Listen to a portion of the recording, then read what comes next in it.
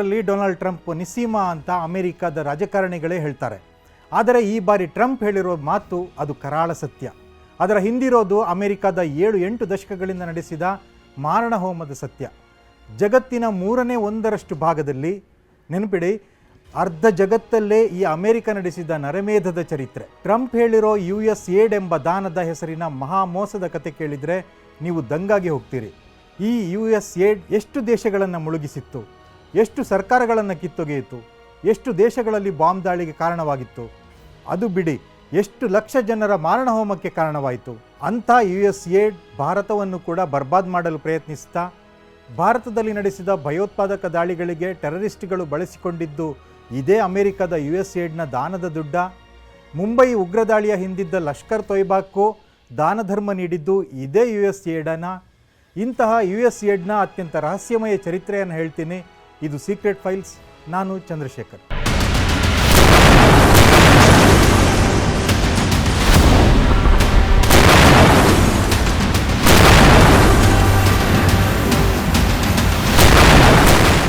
America ಅಧ್ಯಕ್ಷ Donald Trump ಹೇಳಿರೋ ಅದೊಂದು ಹೇಳಿಕೆ ಭಾರತ ಮತ್ತು ಅಮೆರಿಕದ ರಾಜಕಾರಣವನ್ನೇ ನಡಗಿಸಿದೆ. ಟ್ರಂಪ್ ಸುಳ್ಳು ಹೇಳೋದರಲ್ಲಿ ನಿಪುಣ ಅಂತ ಅಮೆರಿಕದ ಪೊಲಿಟಿಷಿಯನ್ಗಳೇ ಹೇಳ್ತಾರೆ.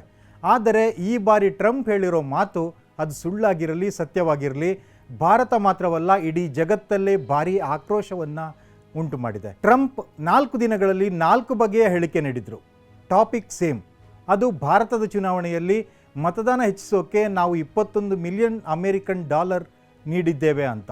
ಒಂದು ಸಲ ಭಾರತದಲ್ಲಿ ಬೇರೊಬ್ಬರ ಸರ್ಕಾರ ಬರೋದಕ್ಕಾಗಿ ಬೈಡೆನ್ ಯತ್ನಿಸಿತ್ತು ಅಂತಾರೆ, ಮತ್ತೊಂದು ಸಲ $21 ಮಿಲಿಯನ್ ಡಾಲರನ್ನು ನನ್ನ ಫ್ರೆಂಡ್ ಮೋದಿಗೆ ನೀಡಲಾಗಿದೆ ಅಂತಾರೆ. ಆದರೆ ಟ್ರಂಪ್ ಅವರ ಈ ಹೇಳಿಕೆ ಬೇರೇನನ್ನೋ ಸೂಚಿಸ್ತಿದೆ. ಟ್ರಂಪ್ ಬೇರೇನೋ ಹಿಂಟ್ ಕೊಡ್ತಿದ್ದಾರೆ. ಏನದು? ಅಷ್ಟಕ್ಕೂ USAIDನ ಸಂಪೂರ್ಣ ಚರಿತ್ರೆ ಎಂಥದ್ದು ಗೊತ್ತಾ? ದಾನ ಧರ್ಮದ ಹೆಸರಲ್ಲಿ ಮನೆ ಒಡೆಯೋ ಕೆಲಸ. ಈವರೆಗೆ ಅಮೆರಿಕ ಜಗತ್ತಲ್ಲಿ ಆಟ ಆಡಿದ್ದೇ ಈ USAID ಎಂಬ ವಿದೇಶಗಳಿಗೆ ಕೊಡೋ ದುಡ್ಡಿನಿಂದ ಎಂಬುದು ಈಗ ಜಗಜ್ಜಾಹೀರಾಗ್ತಾ ಇದೆ. ಹಲವು ದೇಶಗಳಲ್ಲಿ USAID ಮೂಲಕ ಆರ್ಥಿಕ ನೆರವು ನೀಡುತ್ತಾ ಆ ಬಳಿಕ ಅಲ್ಲಿ ತಮ್ಮ ತನಿಖಾ ಏಜೆನ್ಸಿಗಳನ್ನು ಬಿಟ್ಟು ಅಲ್ಲಿನ ಸರ್ಕಾರವನ್ನೇ ಬದಲಾಯಿಸುವ ಮಟ್ಟಿಗೆ ಅಮೆರಿಕ ಆಟವಾಡ್ತಿತ್ತು ಅನ್ನೋದು ಈಗ ಬಯಲಾಗ್ತಾ ಇದೆ. ಅದೇ ರೀತಿ ಭಾರತದಲ್ಲೂ ತನ್ನ ಕೈಚಳಕ ತೋರಿಸಲು ಅಮೆರಿಕ ಯತ್ನಿಸಿತ್ತು ಎಂಬುದು ಈಗ ಖುದ್ದು ಅಮೆರಿಕದ ಅಧ್ಯಕ್ಷರ ಹೇಳಿಕೆಯಿಂದಲೇ ಬಯಲಾಗಿದೆ. ವಿದೇಶಿ ದೇಣಿಗೆ ಅಮೆರಿಕದ ಗುಪ್ತ ಕಾರ್ಯಸೂಚಿ. ಅಮೆರಿಕದ ಇತಿಹಾಸದಲ್ಲಿ USAID ಎಂಬ ದಾನ ಸಂಸ್ಥೆಗೆ ದೊಡ್ಡದೊಂದು ಚರಿತ್ರೆಯೇ ಇದೆ. ಮೇಲ್ನೋಟಕ್ಕೆ ಇದೊಂದು ಚಾರಿಟಿ ಕೆಲಸ ಅಂತ ಭಾಸವಾದರೂ ಒಳಗಿರೋ ಗುಟ್ಟು ಮಾತ್ರ ಬೇರೆಯದ್ದು. ದಾನ ಧರ್ಮದ ಹೆಸರಲ್ಲಿ ಮನೆ ಒಡೆಯೋ ಕೆಲಸವಾದು.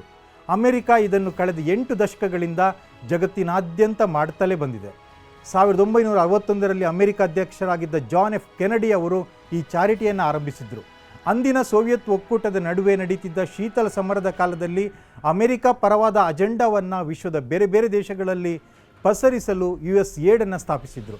ಆಗ ಅಮೆರಿಕಕ್ಕೆ ಕಮ್ಯುನಿಸ್ಟ್ ಸರ್ಕಾರಗಳನ್ನು ಮಟ್ಟ ಹಾಕಬೇಕಾಗಿತ್ತು.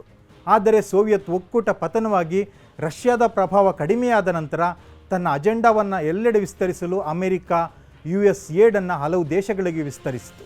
ವರದಿಗಳ ಪ್ರಕಾರ 2023ರ ಒಂದು ವರ್ಷದಲ್ಲೇ ಇಡೀ USAID ವಿಶ್ವದ ವಿವಿಧ ದೇಶಗಳಿಗೆ ಸುಮಾರು 2.5 ಲಕ್ಷ ಕೋಟಿ ರೂಪಾಯಿಯನ್ನು ಹಂಚಿದೆ.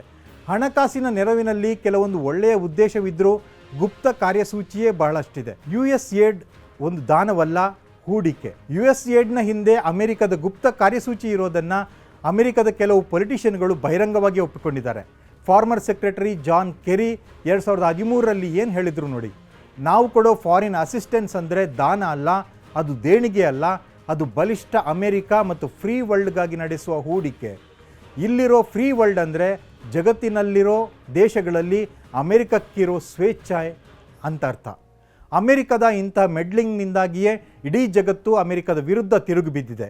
ಈಗ ಅಮೆರಿಕದ ಸ್ಥಳೀಯ ರಾಜಕಾರಣವನ್ನು ಟ್ರಂಪ್ ತಮ್ಮ ಸ್ವಾರ್ಥಕ್ಕಾಗಿ ಬಳಸಿಕೊಳ್ತಿದ್ದಾರೆ. ಹಾಗಾಗಿಯೇ ಜಾನ್ ಕೆರಿಯ ಮಾತುಗಳನ್ನು ಇಡೀ ವಿಶ್ವ ಅಚ್ಚರಿಯ ಕಣ್ಣುಗಳಿಂದ ಕೇಳಿಸಿಕೊಂಡಿದೆ.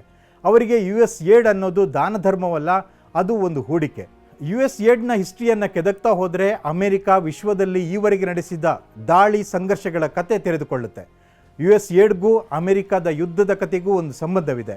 ಹೇಗೆ? ಅಮೆರಿಕ 2ನೇ ಮಹಾಯುದ್ಧದ ಕೊನೆಯಿಂದ 2020ರವರೆಗೆ ಯಾವೆಲ್ಲ ದೇಶಗಳ ಮೇಲೆ ದಾಳಿ ನಡೆಸಿದೆ ಅನ್ನೋದರ ಪಟ್ಟಿಯತ್ತ ಒಮ್ಮೆ ಕಣ್ಣು ಹಾಯಿಸಿ. ಅಮೆರಿಕ ಜಗತ್ತಿನ 29 ದೇಶಗಳ ಮೇಲೆ ದಾಳಿ ಮಾಡಿದೆ, ಬಾಂಬ್ ಹಾಕಿದೆ. ಅಂದರೆ ಜಗತ್ತಿನ 1/3 ದೇಶಗಳ ಮೇಲೆ ದಾಳಿ ಮಾಡಿದೆ. ಇರಾಕ್ ಬಗ್ಗೆ ಯೋಚಿಸಿ, ಅಥವಾ ಅಫ್ಘಾನಿಸ್ತಾನ ಅಥವಾ ವಿಯೆಟ್ನಾಂ, ಇವೆಲ್ಲ ದೇಶಗಳು ಅಮೆರಿಕದ ಈ ಫ್ರೀಡಮ್ ಪ್ರಾಜೆಕ್ಟ್ನ ಬಲಿಪಶುಗಳು. ವಿಶೇಷವಾಗಿ 9/11 ಘಟನೆಯ ನಂತರ ಅಮೆರಿಕದ ಅವಳಿ ಗೋಪುರಗಳ ಮೇಲೆ ಟೆರರಿಸ್ಟ್ ಅಟ್ಯಾಕ್ ನಡೆದ ಬಳಿಕ ಅಮೆರಿಕ ವಾರ್ ಆನ್ ಟೆರರನ್ನು ಆರಂಭಿಸಿತ್ತು. ಅದು ಸಾಕಷ್ಟು ದೇಶಗಳ ಮೇಲೆ ದಾಳಿ ನಡೆಸಿತ್ತು. Global war. ಅಮೆರಿಕ ನಡೆಸಿದ ಆ ದಾಳಿಯಿಂದ ಸತ್ತವರೆಷ್ಟು ಮಂದಿ ಗೊತ್ತಾ? ಒಂದು ವರದಿಯ ಪ್ರಕಾರ ಸತ್ತವರು 45 ಲಕ್ಷ ಮಾನವ ಜೀವಗಳು. ಮಹಾನ್ ಮಾರಣಹೋಮ. ಅಮೆರಿಕದ ಫ್ರೀ ವರ್ಲ್ಡ್ ಅನ್ನೋದರ ಅರ್ಥ ಇದು. ಆ ಜೀವಗಳಿಗೆ, ಅವರ ಕುಟುಂಬಗಳಿಗೆ, ಎಲ್ಲದಕ್ಕೂ ಈ ಅಮೆರಿಕವೇ ಹೊಣೆ ಅಲ್ವಾ? ಇನ್ನೊಂದು ಕಡೆ ಲಾವೋಸ್ ಎಂಬ ದೇಶದ ರಣಭೀಕರ ಉದಾಹರಣೆಯನ್ನು ತೆಗೆದುಕೊಳ್ಳಿ. 1960-70ರಲ್ಲಿ ಲಾವೋಸ್ನಲ್ಲಿದ್ದ ಕಮ್ಯುನಿಸ್ಟ್ ಸರ್ಕಾರವನ್ನು ಕಿತ್ತೊಗೆಯಲು ಭೀಕರ ದಾಳಿ ನಡೆಸಿತ್ತು ಅಮೆರಿಕ. ಲಾವೋಸ್ ಮೇಲೆ 2 ಮಿಲಿಯನ್ ಟನ್ನಷ್ಟು ಬಾಂಬ್ಗಳನ್ನು ಸಿಡಿಸಿತ್ತು. ಅಮೆರಿಕ ಅಂದು ನಡೆಸಿದ ಹಾನಿ ನಾಜಿ ಜರ್ಮನಿ ನಡೆಸಿದ ಬಾಂಬ್ ದಾಳಿಗಿಂತಲೂ ಭೀಕರ. ಹಿರೋಶಿಮಾ, ನಾಗಸಾಕಿಗಳ ಬಗ್ಗೆ ಎಲ್ರಿಗೂ ಗೊತ್ತು.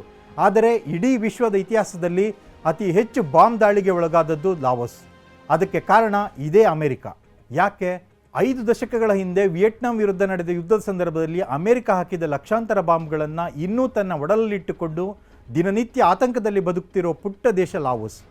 ವಿಯೆಟ್ನಾಂ, ಥಾಯ್ಲೆಂಡ್, ಚೀನಾ ಹಾಗೂ ಕಾಂಬೋಡಿಯಾ ನಡುವೆ ಸಿಲುಕಿರೋ ಲಾವೋಸ್ ಮೇಲೆ 1964ರಿಂದ 73ರ ಅವಧಿಯಲ್ಲಿ ಅಮೆರಿಕ ಅಕ್ಷರಶಃ ಬಾಂಬ್ಗಳ ಸುರಿಮಳೆಗೆರೆದಿತ್ತು. ಒಂದು ಅಂದಾಜಿನ ಪ್ರಕಾರ ಒಟ್ಟು 5.80 ಲಕ್ಷ ಬಾರಿ ಬಾಂಬ್ ದಾಳಿ ನಡೆಸಲಾಗಿದ್ದು, ಈ ಪೈಕಿ ಸಿಡಿಯದೇ ಉಳಿದ ಬಾಂಬ್ಗಳ ಸಂಖ್ಯೆ ಹೆಚ್ಚು. ಅಮೆರಿಕ ಅಂದು ಹಾಕಿದ ಲಕ್ಷಾಂತರ ಜೀವಂತ ಬಾಂಬ್ಗಳು ಮತ್ತು ಶಸ್ತ್ರಾಸ್ತ್ರಗಳು ಇಂದಿಗೂ ಈ ಪುಟ್ಟ ದೇಶದ ಎಲ್ಲೆಂದರಲ್ಲಿ ಸ್ಫೋಟಿಸ್ತಲೇ ಇವೆ. ಲಾವೋಸ್ನಲ್ಲಿ ಮರಳು ಮಿಶ್ರಿತ ಮೆತ್ತನೆಯ ಮಣ್ಣು ಹೆಚ್ಚಾಗಿರೋ ಕಾರಣ 30% ಬಾಂಬ್ಗಳು ಸ್ಫೋಟಗೊಳ್ಳದೆ ಮಣ್ಣಲ್ಲಿ ಹುದುಗಿಕೊಂಡಿವೆ ಎನ್ನಲಾಗಿದೆ. ಇದೇ ಕಾರಣಕ್ಕೆ ಈ ದೇಶವನ್ನು ಜೀವಂತ ಬಾಂಬ್ಗಳ ನಾಡು ಅಂತಲೂ ಕರೆಯಲಾಗುತ್ತೆ. ಇಷ್ಟೊಂದು ಬಾರಿ ಬಾಂಬ್ ದಾಳಿಗೆ ಒಳಗಾದ ದೇಶ ಜಗತ್ತಿನಲ್ಲಿ ಬೇರೊಂದಿಲ್ಲ. 5 ದಶಕಗಳ ಹಿಂದೆ ಅಮೆರಿಕ ಸುರಿಸಿದ ಬಾಂಬ್ಗಳು ಈಗ ಲಾವೋಸ್ನ ಜನರಿಗೆ ಸೆರಗಿನಲ್ಲಿ ಕಟ್ಟಿಕೊಂಡ ಕೆಂಡದಂತಿವೆ. ಅಫ್ಘಾನಿಸ್ತಾನ, ಕಾಂಬೋಡಿಯಾ, ಇರಾನ್, ಗಾಜಾ ಸೇರಿದಂತೆ ಹಲವು ಯುದ್ಧ ಪೀಡಿತ ದೇಶಗಳಿಗಿಂತ ಲಾವೋಸ್ನ ಪರಿಸ್ಥಿತಿ ಭೀಕರವಾಗಿದೆ. ಮನೆ ಮುಂದೆ ಅಂಗಳದಲ್ಲಿ ಆಟವಾಡೋ ಮಕ್ಕಳು ವಿವಿಧ ಆಕಾರ ವಿನ್ಯಾಸದ ಶೆಲ್ಗಳನ್ನು ಚೆಂಡು ಆಟಿಕೆ ಅಂತ ಭಾವಿಸಿ ಹೆಕ್ಕಲು ಹೋದಾಗ ಅವು ಸಿಡಿದು ಪ್ರಾಣ ಕಳೆದುಕೊಂಡ ಉದಾಹರಣೆಗಳಿವೆ. ಮರ ಕತ್ತರಿಸುವ ವೇಳೆ ಅದರ ಕಾಂಡದಲ್ಲಿದ್ದ ಬಾಂಬ್ ಸ್ಫೋಟಿಸಿ ವ್ಯಕ್ತಿಯೊಬ್ಬ ಕಣ್ಣು ಕಳೆದುಕೊಂಡ ನಿದರ್ಶನವಿದೆ. ಅಂದು ಲಾವೋಸ್ನಲ್ಲಿ ತನ್ನ ಆಟ ತೋರಿಸಿದ ಅಮೆರಿಕ ಆನಂತರ ನೀಡುತ್ತಾ ಬಂದ ದೇಣಿಗೆಯನ್ನು ನಿಲ್ಲಿಸಿದೆ. US ಏಡ್ ಆಪರೇಷನ್ ಈಗ ನಿಂತಿದೆ. ಇನ್ನವರ ಕತೆ ಏನು? ಸೇಮ್ ಇರಾಕ್ನಲ್ಲೂ ಮಾಡಿದ್ದು ಇದನ್ನೇ. ಇರಾನ್ನಲ್ಲಿ ಅಮೆರಿಕ ಪುನರ್ನಿರ್ಮಾಣ ಕಾಮಗಾರಿಗಳನ್ನು ನಡೆಸ್ತಾ ಇತ್ತು. ಟ್ರಂಪ್ ಅದನ್ನು ತಡೆಯಬಹುದು, ಯಾರಿಗೆ ಗೊತ್ತು? ಹೀಗೆ ಅಮೆರಿಕ US ಏಡನ್ನು ಬಳಸಿಕೊಂಡು ಜಗತ್ತಿನ 1/3 ಭಾಗದಷ್ಟು ದೇಶಗಳನ್ನು ರಣರಂಗ ಮಾಡಿ ಹಾಕಿತ್ತು. Hungary, Cuba, Iran, Brazil, Bolivia, Latin America, Haiti, Honduras, Venezuela, Ecuador, Chile, Argentina, Uruguay, Costa Rica, Panama, Nicaragua, Syria, Afghanistan ಒಂದೇ ಎರಡೇ. ಆರಂಭದಲ್ಲಿ ಇವೆಲ್ಲ ದೇಶಗಳಲ್ಲಿ ಅಮೆರಿಕ US ಏಡ್ ಮೂಲಕ ಆರ್ಥಿಕ ನೆರವು ನೀಡಿತ್ತು. ಹೀಗೆ ನೆರವು ನೀಡುವ ದೇಶಗಳಲ್ಲಿ ಅಮೆರಿಕದ ತನಿಖಾ ಸಂಸ್ಥೆಗಳಾದ FBI ಮತ್ತು CIA ಏಜೆಂಟ್ಗಳು ಅಲ್ಲಿನ ಆಡಳಿತದಲ್ಲಿ ಮೂಗು ತೂರಿಸಿ ತಮಗೆ ಅನುಕೂಲವುಳ್ಳ ಸರ್ಕಾರಗಳನ್ನು ಸ್ಥಾಪಿಸಿದವು. US ಏಡ್ ಸೋಗಿನಲ್ಲಿ CIA ಏಜೆಂಟರು ತಮಗೆ ಬೇಕಾದಂತಹ NGOಗಳನ್ನು ಸ್ಥಾಪಿಸಿ ಸಾರ್ವಜನಿಕರಲ್ಲಿ ಅಲ್ಲಿನ ಸರ್ಕಾರವನ್ನು ಪದಚ್ಯುತಗೊಳಿಸಲು ದಂಗೆಗೆ ಪ್ರಚೋದಿಸಿದವು. ಅಮೆರಿಕದ ಮಧ್ಯಪ್ರವೇಶದಿಂದ ಈ ದೇಶಗಳಲ್ಲಿ ಅಸ್ಥಿರ ಸರ್ಕಾರಗಳ ರಚನೆಯಾಗಿ ನಾಗರಿಕ ದಂಗೆಗಳು ಮತ್ತಷ್ಟು ಹೆಚ್ಚಾದವು. ಇದೀಗ ಭಾರತದಲ್ಲೂ ಇಂಥ ಪ್ರಯತ್ನಕ್ಕೆ ಕೈ ಹಾಕಲಾಗಿದೆ ಎನ್ನುವುದು ಭಾರಿ ಆತಂಕಕ್ಕೆ ಕಾರಣವಾಗಿದೆ. ರಿಯಲ್ ಸ್ಟೋರಿಯೇ ಇದು. ರಿಯಲ್ ಸ್ಟೋರಿ ಏನಂದರೆ, ಭಾರತದಲ್ಲಿ ಈ ಸಂಚಿನಿಂದಾಗಿ ಬೆನಿಫಿಟ್ ಪಡ್ಕೊಂಡವರು ಯಾರು ಸಂಚು ರೂಪಿಸಿದ್ರು, ಹೇಗೆ ಸಂಚು ರೂಪಿಸಿದ್ರು ಅನ್ನೋದು. ಬೇಸಿಕ್ ಫ್ಯಾಕ್ಟ್ ಏನಂದರೆ, ಎಲೆಕ್ಷನ್ ಇಂಟರ್ಫಿಯರಿಂಗ್ ಅನ್ನೋದು ತಳ್ಳಿಬಿಡೋ ಸಂಗತಿ ಅಲ್ಲ. ಅದಕ್ಕಿರೋ ಮುಖ್ಯ ಕಾರಣ ಇಂಟರ್ನೆಟ್. ಒಂದು ಕ್ಲಿಕ್ನಿಂದ ನೀವು ಆರ್ಮಿ ಆಫ್ ಪ್ರೊಪಗಂಡವನ್ನು ಸೃಷ್ಟಿಸಬಹುದು. ಸೋಷಿಯಲ್ ಮೀಡಿಯಾದಲ್ಲಿ ಆಳಬಹುದು. ನೀವು ಇಷ್ಟಪಡದ, ನೀವು ವಿರೋಧಿಸುವ ಪಕ್ಷದ ವಿರುದ್ಧ ಫೇಕ್ ನ್ಯೂಸ್ಗಳನ್ನು ಸ್ಪ್ರೆಡ್ ಮಾಡಬಹುದು. ಯಾವುದೋ ದೇಶ ಕೊಡೋ ದುಡ್ಡು, ಆ ದುಡ್ಡು ಪಡೆದು ತಮಗೆ ಬೇಕಾದಂತೆ ಬರೆಯೋ ಲೇಖನಗಳು, ವಿಡಿಯೋಗಳು ಮತ್ತು ಅದನ್ನು ಸೋಷಿಯಲ್ ಮೀಡಿಯಾದಲ್ಲಿ ಹಂಚೋದು. ಎಲ್ಲೋ ಕೂತು ಮಾಡಿದ ಷಡ್ಯಂತ್ರ ಹಳ್ಳಿ ಮೂಲೆಯಲ್ಲಿರೋ ಜನರ, ಪಟ್ಟಣದ ಯಾವುದೋ ಬಡಾವಣೆಯಲ್ಲಿರೋ ಜನರ ಮೊಬೈಲ್ಗಳಿಗೆ ಬಂದು ನಮ್ಮ ಚಿಂತನೆಯನ್ನು ರೂಪಿಸ್ತದೆ ಅಂದರೆ ಅಮೆರಿಕದ ದುಡ್ಡು ಮಾಡೋ ಎಫೆಕ್ಟ್ ಅಂದರೆ. ಹೀಗೆ ಅಮೆರಿಕ ತನ್ನ CIA, FBI ಏಜೆಂಟರನ್ನು ಬಳಸಿಕೊಂಡು ಆಡಿರೋ ಆಟ ಅಷ್ಟಿಷ್ಟಲ್ಲ. US ಇಂತಹುದೊಂದು ಸಂಚು ರೂಪಿಸುವ ಏಜೆನ್ಸಿಗಳ ಜಾಲವನ್ನೇ ಸೃಷ್ಟಿಸಿದೆ. ಅವೆಂದರೆ ನಾನಾ ಬಗೆಯ ನಾಗರಿಕ ಹಕ್ಕುಗಳ ಸಂಘಟನೆಗಳು, ಮೀಡಿಯಾದ ಗ್ರೂಪ್ಗಳು, ಥಿಂಕ್ ಟ್ಯಾಂಕ್, ರಿಸರ್ಚ್ ಆರ್ಗನೈಸೇಷನ್ಸ್ ಇತ್ಯಾದಿ. ಈ ಏಜೆನ್ಸಿಗಳು ನಿರ್ದಿಷ್ಟ ದೇಶಗಳಿಗೆ ಸಂಬಂಧಿಸಿದ ವರದಿ ಲೇಖನಗಳನ್ನು ಬರೆದು ಇಂಟರ್ನೆಟ್ನಲ್ಲಿ ಹರಿಯಬಿಡುತ್ತವೆ ಮತ್ತು ಇವರಿಗೆ ಫಂಡ್ಸ್ ಕೊಡೋದು ಯಾರು? ಹಲವು ಸಂದರ್ಭಗಳಲ್ಲಿ ಅದು USAID ಆಗಿರುತ್ತೆ. USAID ದೇಶಗಳನ್ನು ಒಡೆಯುವ ಕೆಲಸವನ್ನು ಹೇಗೆ ಮಾಡುತ್ತೆ? USAIDಗೆ ಇಂತಹ ಹಲವು ಸಂಘಟನೆಗಳು ಏಜೆನ್ಸಿಗಳ ಜೊತೆ ಲಿಂಕ್ ಇದೆ. ಉದಾಹರಣೆಗೆ ಹೆನ್ರಿ ಲೂಸ್ ಫೌಂಡೇಶನ್ ಅನ್ನೋದು ಅಂತಹದರಲ್ಲೊಂದು. ಹೆನ್ರಿ ಲೂಸ್ ಅಮೆರಿಕದ ಮೀಡಿಯಾ ದೊರೆ, ಅಮೆರಿಕದ ಟೈಮ್ ಮತ್ತು ಫಾರ್ಚೂನ್ ಮ್ಯಾಗಝಿನ್ನ ಸಂಸ್ಥಾಪಕರು. ಈ ಫೌಂಡೇಶನ್ ಇಂತಹ ಹಲವು ಕಾರ್ಯಕ್ರಮಗಳನ್ನು ಆಯೋಜಿಸುತ್ತೆ. $3,85,000 ಹಣವನ್ನು ಅಮೆರಿಕದ ಯೂನಿವರ್ಸಿಟಿಯೊಂದಕ್ಕೆ ನೀಡಲಾಗಿತ್ತು. ಯಾಕೆ? Indian Muslims at a time of Hindu majoritarianism ಎಂಬ ಲೇಖನವನ್ನು ಪಬ್ಲಿಷ್ ಮಾಡೋದಕ್ಕೆ. ಈ ಗ್ರಾಂಟನ್ನು 2020 ಮಾರ್ಚ್ನಲ್ಲಿ ನೀಡಲಾಗಿತ್ತು. ಮತ್ತೊಂದು ನಿದರ್ಶನ, $3 ಲಕ್ಷ ಹಣವನ್ನು ಇದೇ ಫೌಂಡೇಶನ್ ಹ್ಯೂಮನ್ ರೈಟ್ ವಾಚ್ ಸಂಘಟನೆಗೆ ನೀಡಿತ್ತು. ಯಾಕೆ? Countering religious violence and intolerance in Myanmar, Indonesia and India. ಅಂದರೆ ಮ್ಯಾನ್ಮಾರ್, ಇಂಡೋನೇಷ್ಯಾ ಮತ್ತು ಭಾರತದಲ್ಲಿ ಧಾರ್ಮಿಕ ಹಿಂಸಾಚಾರ ಮತ್ತು ಅಸಹಿಷ್ಣುತೆಗೆ ಪ್ರತಿರೋಧ ಎಂಬ ಲೇಖನವನ್ನು ಪಬ್ಲಿಷ್ ಮಾಡೋದಕ್ಕೆ. ಈ ಹಣವನ್ನು ಕೂಡ 2020 ಮಾರ್ಚ್ನಲ್ಲಿ ನೀಡಲಾಗಿತ್ತು. ಮೇಲ್ನೋಟಕ್ಕೆ ಅಲ್ಪಸಂಖ್ಯಾತರ ಪರ ಅಂತ ಬಿಂಬಿಸೋ ಈ ಸಂಘಟನೆಯ ಅಜೆಂಡಾ ಬೇರೆಯೇ ಇದೆ. ಇಂತಹ ಒಂದು ಲೇಖನ, ಒಂದು ವಿಡಿಯೋವನ್ನು ಇಟ್ಟುಕೊಂಡು ಭಾರತದಲ್ಲಿ ಎಷ್ಟೆಲ್ಲ ಆಟವಾಡಬಹುದು ಎಂಬುದು ಮತ್ತೊಂದು ಸುದೀರ್ಘ ವಿಚಾರ. John J Hamre Henry Luce ಫೌಂಡೇಶನ್ನ ಮೆಂಬರ್. ಇವರು CSIS ಅಂದರೆ centre for strategic and international ಸ್ಟಡೀಸ್ನ CEO ಕೂಡ ಆಗಿದ್ದಾರೆ. ಈ CSISಗೆ $7 ಮಿಲಿಯನ್ ಹಣವನ್ನು ನೀಡಲಾಗಿತ್ತು. ಈ ಹಣ ನೀಡಿದ್ಯಾರು ಗೊತ್ತಾ? ಅದೇ USAID.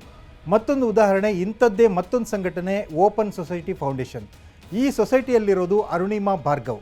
ಇವರು US ಕಮಿಷನ್ ಇನ್ ಇಂಟರ್ನ್ಯಾಷನಲ್ ರಿಲಿಜಿಯಸ್ನ ಮುಖ್ಯಸ್ಥೆ. ಈ ಸಂಘಟನೆಯನ್ನು ಭಾರತ 2020ರಿಂದ ಬ್ಲ್ಯಾಕ್ ಲಿಸ್ಟ್ನಲ್ಲಿ ಸೇರಿಸಿದೆ. ಇವರೆಲ್ಲ USAIDನಿಂದ ಹಣ ಪಡೆದವರು ಮತ್ತು ಭಾರತದಲ್ಲಿ ತಮ್ಮ ಥಿಂಕ್ ಟ್ಯಾಂಕನ್ನು ರೂಪಿಸೋರು. ಹೀಗೆ ಯಾರ ಊಹೆಗೂ ಸಿಗದ ರೀತಿಯಲ್ಲಿದೆ ಈ ಜಾಲ. ಅವರ so called research paper, article ಭಾರತದ ಪ್ರಜಾಪ್ರಭುತ್ವವನ್ನು ಒಡೆಯುವಂತಹ, ನಮ್ಮ ದೇಶದ ಪ್ರಜಾಪ್ರಭುತ್ವವನ್ನು ಡಿಗ್ರೇಡ್ ಮಾಡುವಂಥ ಮತ್ತು ಭಾರತದ ಸೆಕ್ಯುಲರ್ ಫ್ಯಾಬ್ರಿಕ್ಸನ್ನು ಪ್ರಶ್ನಿಸುವಂಥ ಲೇಖನಗಳು ಅವು ಭಾರತದಲ್ಲಿ ಸ್ಪ್ರೆಡ್ ಆಗ್ತವೆ. ಈ ಜಾಲದ ಸುಳಿಯಲ್ಲಿ ಭಾರತೀಯರೆಲ್ಲರೂ ಸುಲಭದಲ್ಲಿ ಸಿಕ್ಕಿ ಹಾಕ್ಕೊಳ್ತಾರೆ. Game plan is clear.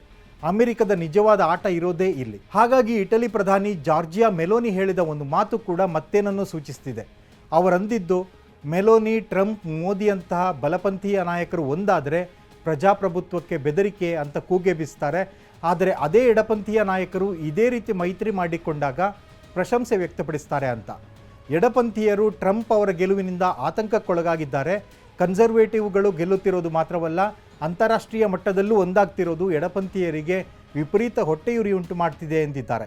ಈ ಮಾತು ಮೋದಿ ವಿರುದ್ಧ ಜಾಗತಿಕ ಮಟ್ಟದಲ್ಲಿ ಯಾರೂ ಊಹಿಸದ ರೀತಿಯಲ್ಲಿ ಒಂದು ಸಂಚು ನಡೀತಿದೆಯಾ ಎಂಬ ಪ್ರಶ್ನೆಯನ್ನು ಹುಟ್ಟುಹಾಕಿದೆ. ಇವೆಲ್ಲದರ ನಡುವೆ USAID ಅನ್ನು ನಿಲ್ಲಿಸೋದರಲ್ಲಿರೋ ಅಪಾಯಗಳನ್ನು ಅರ್ಥ ಮಾಡಿಕೊಳ್ಳೋದು ಕೂಡ ಮುಖ್ಯ. USAID 130 ದೇಶಗಳಲ್ಲಿ ಇಂತಹ ಸೇವಾ ಕಾರ್ಯಗಳಲ್ಲಿ ತೊಡಗಿದೆ.